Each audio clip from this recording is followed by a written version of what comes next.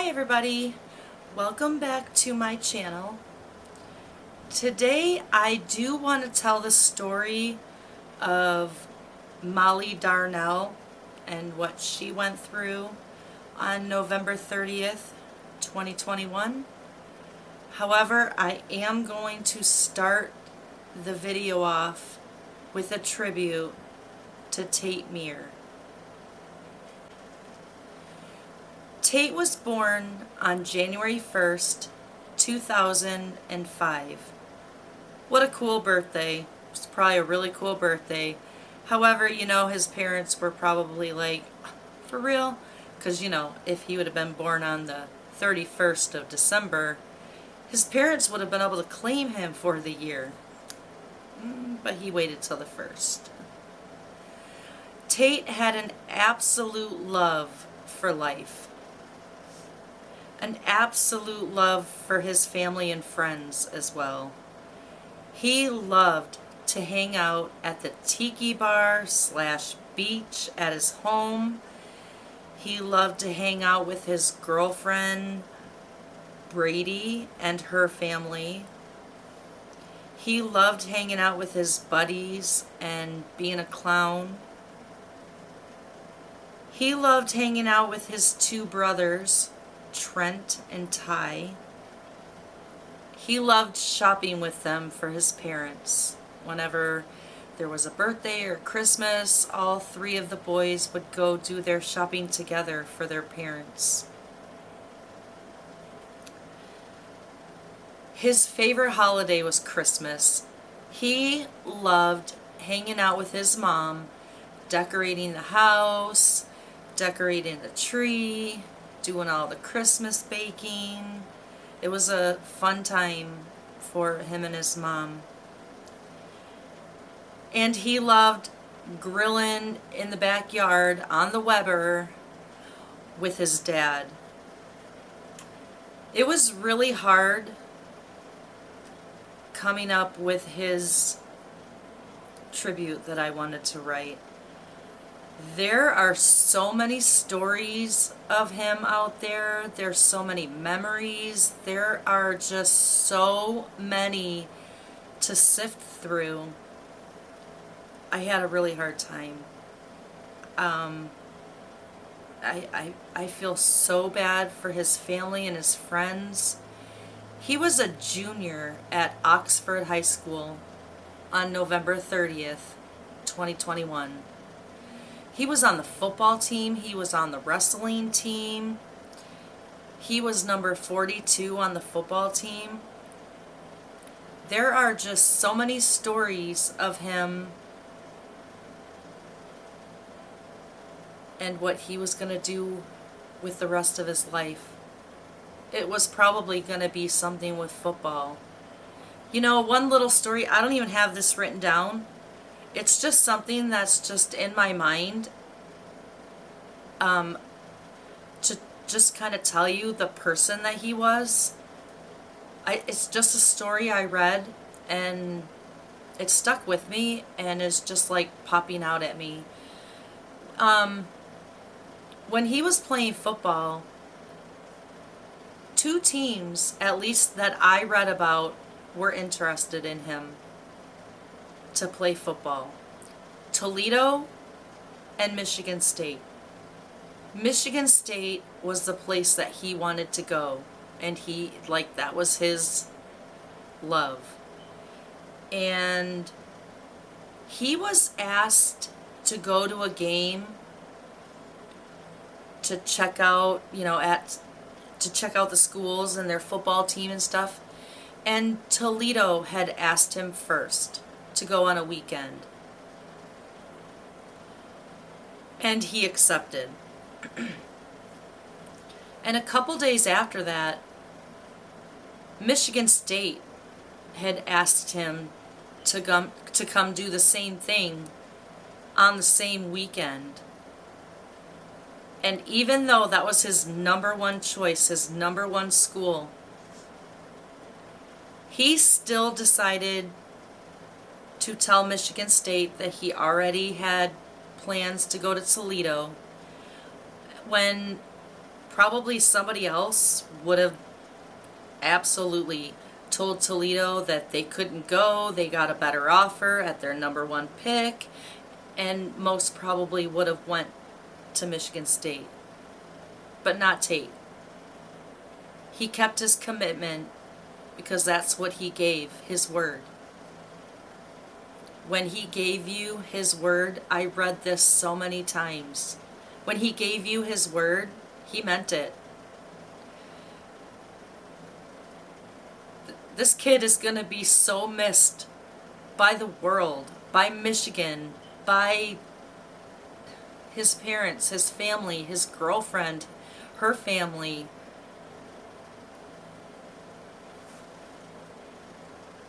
There's just one more paragraph I want to read. Tate's drive to perfection in every aspect of his life will always be remembered. His work ethic was unmatched. His loyalty to friends and family was unequaled. His pursuit to earn your trust was unrivaled. He left an impression with everyone he met. The world will never be able to see what could have been, and he will forever be remembered by whomever he crossed paths with. It's just so sad, this whole thing. So now I do want to go on with Molly's story. Molly is an educator and has been with Oxford School her whole career. Today she is an educator with Oxford's Virtual Academy. Can't even go back to the school. I know in her story she tried. I don't think I'd be able to go back either. She was an ELA coach for teachers, and she worked on curriculum and instruction with them. She became an educator because she loved helping kids find their passion. She loves kids. She started her career at the middle school, moved to high school where she spent most of her career. As of the shooting, she is now back teaching middle school through Virtual Academy.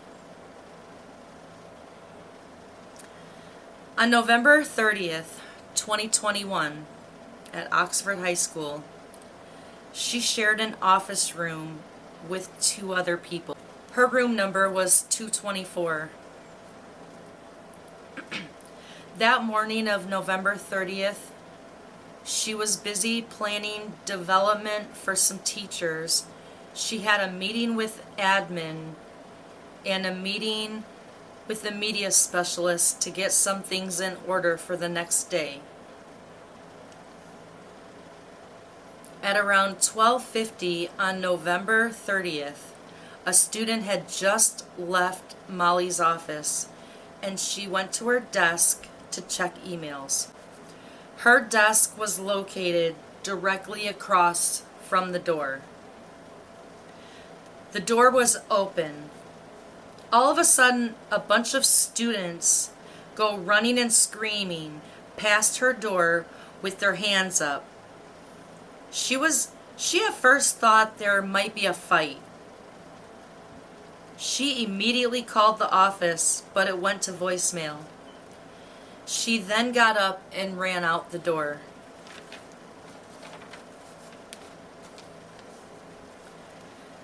She went to the right and could see kids running out door 4. Now the hallway is empty when it should have kids walking because it was passing time. She didn't understand what was going on. She didn't know if it was a prank or if something was going on in the parking lot. At this time, there was an announcement stating Alice mode. And then she could hear gunshots, along with classroom doors being slammed shut. Realizing what's going on, she realized she needed to close her door and lock down and put the night lock in place. The night lock is kept in a plastic box on the wall next to the door. Anyone can get it out and place it at the bottom of the door.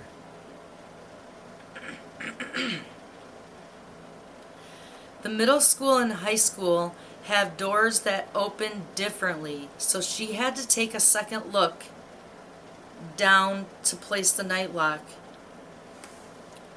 So I'm just assuming that maybe one door opened this way and maybe one door opened this way. So she needed to look down to see which side the night lock needed to go into the ground. When she looked up, she could see movement out her peripheral vision. Through the window in the hallway. Then she locked eyes with the shooter, who was wearing all black baggy clothes. He also had a mask on. While staring at her, he raised his arm at her with his gun in his hand. Her first thought was, no orange tip. She knew BB guns have an orange tip. The gun that was pointed at her had no orange tip. This is the moment she jumped to her right. She was asked on the stand, why did she jump to the right?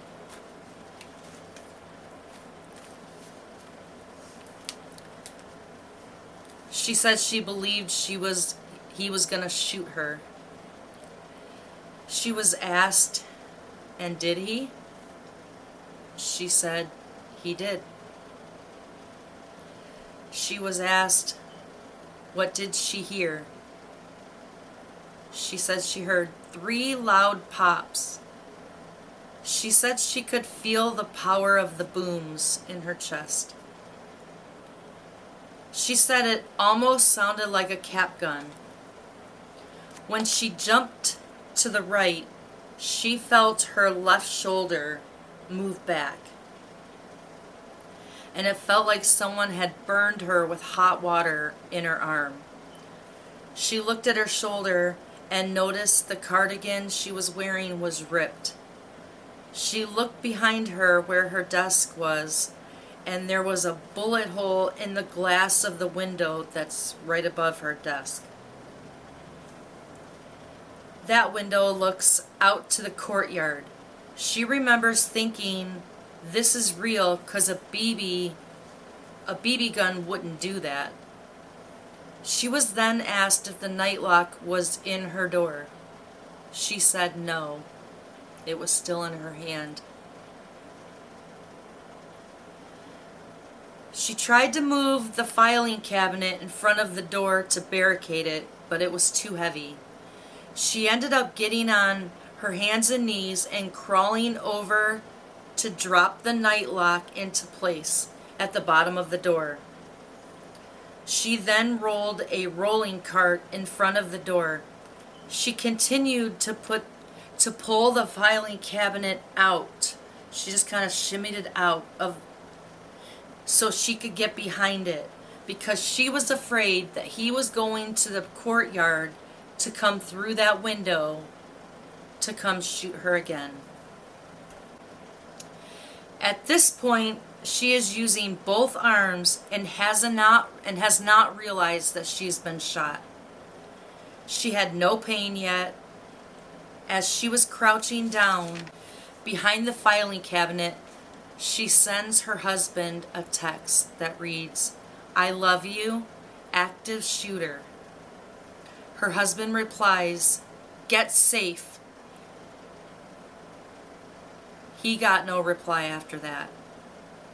This is the moment she realizes she's been shot. She could feel the blood. She ripped her cardigan off and ripped a piece of it to make a tourniquet and tied it around her wound, above her wound, around her arm. Her phone starts getting text messages. First one is from a colleague in the ELA department, says, "I'm hearing active shooter." She texts back, "I know, I just saw one." She left it at that. Next text was from her 16-year-old daughter, who was enrolled at a neighboring high school. She asked her mom if she was okay, because they were hearing things. She replied, "I'm safe, I've sheltered in place, and I love you," not telling her that she was shot, thinking she was protecting her.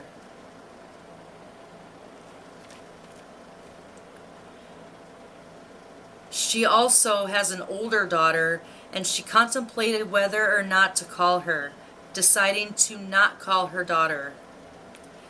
She later regrets that decision because she found out anyways. She was really hoping that she wouldn't hear about it yet. Her daughter was out of town or out of state. She thought if she doesn't hear about it, the mom can just tell her later. Well, her daughter found out anyways. She then calls her husband. She tells him she's been shot. He asks if she put a tourniquet on. She said yes.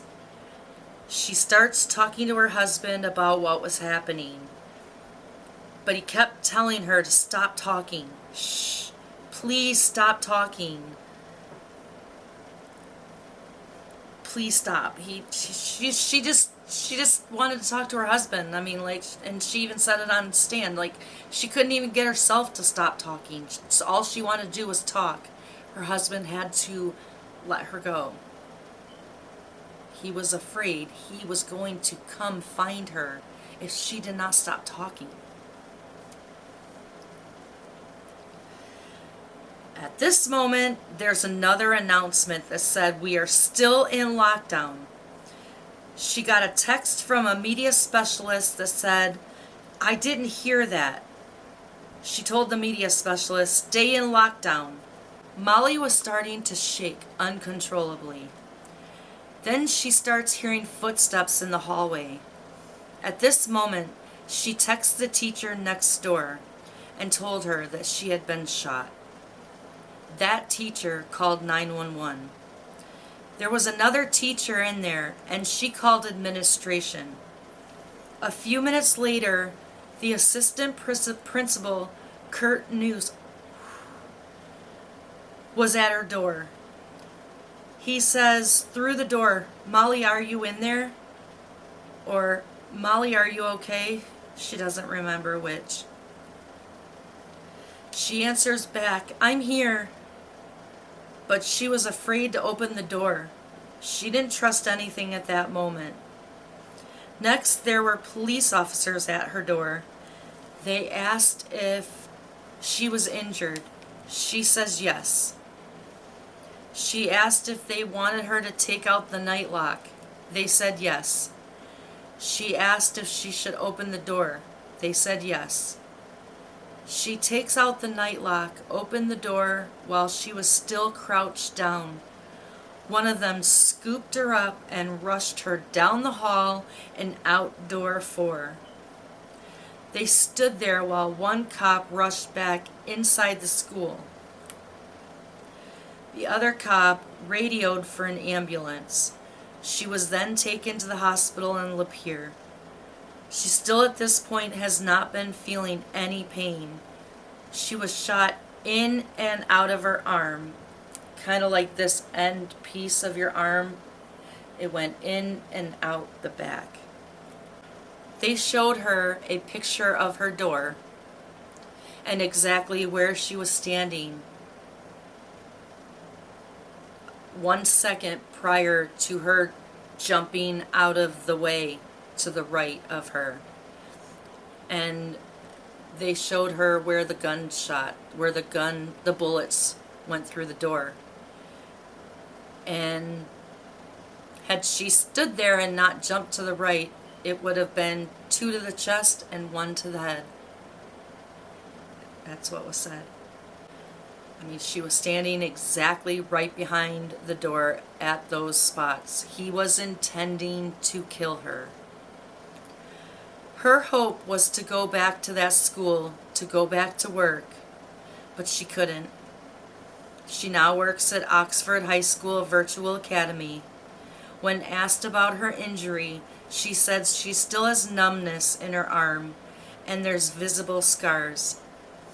Karen McDonald asks her at the beginning. She asked why she wanted to be a teacher. Molly replied she loved it, she loved kids, and asked, is that still true today? She said yes. Then she was asked if she recognized the shooter that day, and she said no.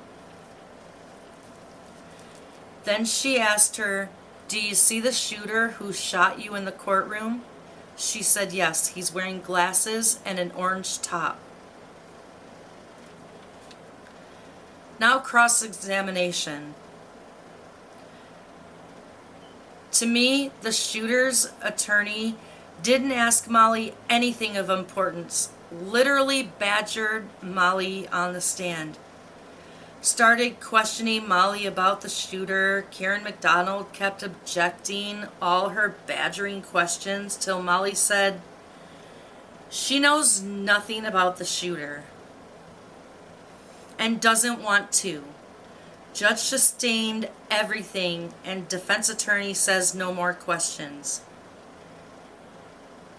Can I just say here that I love Karen McDonald? I wrote that down. I feel that. Every time I watch her, I want to give her a high five so bad. Now redirect. Karen said, thanks for being here. Court ends for the day. This story is still very, very, very passionate to me. It's within 30 minutes of where I live. It's in my Tri-County area. I don't understand any of it. But I know I did want to get their stories out because I do have a lot to say still coming up about this whole thing. How the cops handled it, how the school security guard handled it. There's a lot